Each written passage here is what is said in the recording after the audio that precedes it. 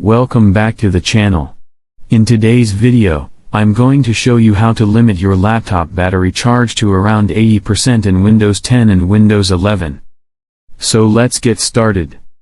First, go to the Start button and click on it.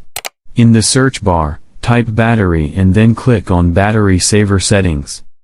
Once the settings window opens, you will see multiple options, so don't get confused. Look for the option called Turn Battery Saver On automatically at. By default, it might be set to Never. Click on it to open the drop-down menu. Here you will see different percentage options. Select 20%. Now what this does is, when your battery drops to 20%, Battery Saver mode will turn on automatically. This helps reduce battery usage and keeps your battery healthier over time. So that's it. If you like this video, make sure to give it a thumbs up, then subscribe to the channel, and don't forget to press the bell icon so you never miss any new updates.